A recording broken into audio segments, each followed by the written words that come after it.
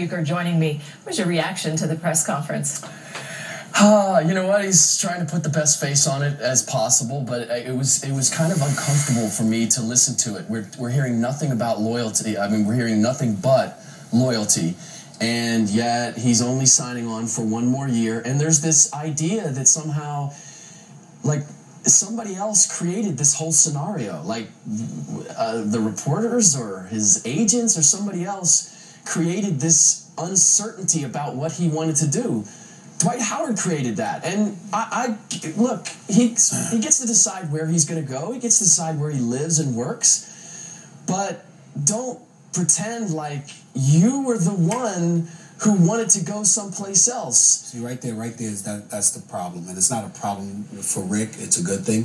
You're considerably nicer than me, okay? The fact of the matter is Dwight Howard created this mess, and it's real easy for him, for ownership, for executives throughout this country to constantly blame the media, but they sit there and they sing like little birds, and if they don't sing it directly to the media, they make sure people close to them do such a thing. They engage in more spin control than spin doctors. I mean, it's just embarrassing. It's ridiculous. There is no crime that Dwight Howard committed in all of this, but Rick Bucher is absolutely on the money. He created all of this, okay? He is the one that has been saying he wanted to leave. He is the one that has been saying his team is not good enough. He is the one that questioned the organization. We didn't sit there and question the Orlando Magic organization. We think that Otis Smith is a quality individual. I think that Stan Van Gundy is a very good coach who has been victimized by this entire process, without question. And then you combine all of that with the fact that, again, you're pointing the fingers at somebody else because you always want somebody else to be accountable for your mess. This mess was created by Dwight Howard. There's no crime in it,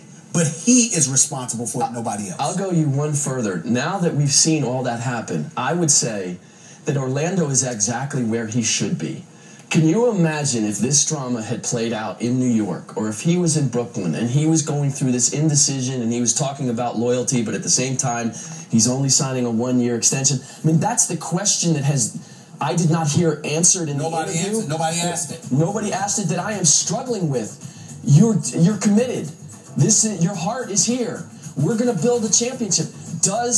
Maybe he doesn't understand that when the superstar is indecisive about whether he's staying or not, that creates a problem for the entire franchise, because they cannot build going forward saying, okay, we have this piece and we can grow a championship team, rather than we have to slap something on there to make sure that he's happy.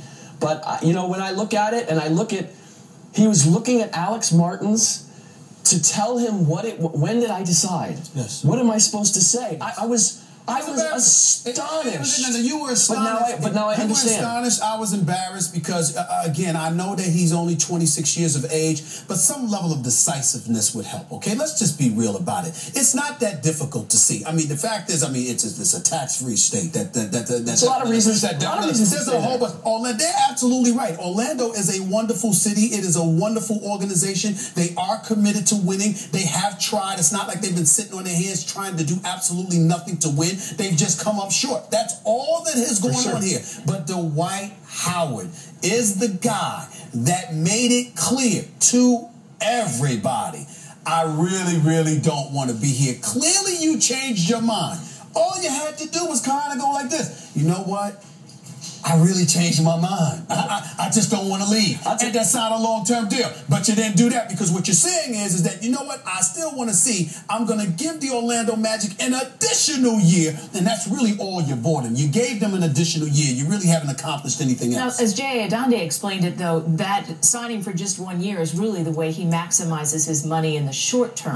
Sure, yeah, and look, if he does an extension, in terms of the money that he makes over the next 1, 2, 3 years, he makes a little bit more. But I'm not going to. He sacrifices the 5 years, though. He sacrifices the 5 years. He sacrifices the full guaranteed amount. And so for me, it's you're doing one or the other. I'm less worried about the money. And look, great players get to go wherever they want to go. Right. They always have that authority. The question I have is, this is all about loyalty. Right. This is where I am. We're playing for a championship, and yet you're saying that, but your actions are not demonstrating that. Not a long-term commitment. Not only that, remember, even though it's 2 years from now, the collective bargaining agreement has just been reached a few months ago. Right. It kicks in 2 years. It's going. People are monitoring their wallets now. They'll be monitoring it even more next year, which means it's going to be even harder for them to want to spend the money to pair him with the parts he thinks he needs in order to win a championship, which is another thing that makes absolutely no sense. It is ridiculous. Just ridiculous. And somebody just needs to say it for what it is, and I'm not going to mince words about it. Well, he tried to recruit Chris Paul down there. He tried to recruit Darren Williams. Much like LeBron James trying to get Chris Bosh to come to Cleveland. When those guys said, look, love to play with you, not going to play with you in Orlando. That, to me, was the message to him. I need to go someplace else. For whatever reason, he decided, okay, I don't know why he changed up, but his belief now is, you know what, I'm going to stay one more year and maybe they get a chance at another guy. He was guilty. It just... See, listen, we can see it all in this. He was guilty. They worked him. They worked Mama Howard. They worked the rest of the family and the confidants. That's what they did. There's no crime in that. I mean, my goodness, and Mama Howard is sitting there looking at you saying, baby, please don't leave. This is Orlando. I don't want my baby boy in the big city. I can't knock her for that. Right. And I certainly can't knock him for making the decision to stay. Or it's not Orlando. a big deal. Or Orlando for working that. But don't tell me his representation manipulated. Oh, let's not. Please, we know better. Dan Fagan took orders. There we go. What's the fallout in the NBA from this? From Dwight Howard staying in Orlando? How does it affect some of the other big players in the NBA? Not directly. New Jersey directly. My understanding is they're talking about a deal to get Gerald Wallace in the short term to make them a little bit better. Their whole thing is to convince Darren Williams, we've got the pieces that we can move forward. You should stay here. The one other deal I've heard is Steven Jackson going from the Warriors to San Antonio for Richard Jefferson. But by and large, New Jersey's really the only team that is directly, immediately affected. And you also have to take into consideration the fact that Orlando, a relatively small market compared to some of the other teams in the league, this is actually a good thing for the league because, oh my goodness, the small market team, somebody actually wants to stay for a little while longer. This is beautiful. This is one of the things that we were trying to accomplish during the collective bargaining negotiations. Go figure. Yeah.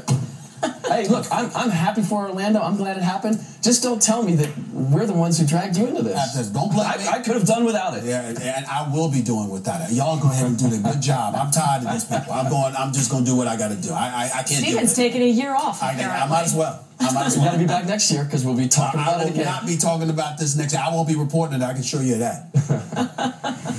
Steven, Rick, thanks again.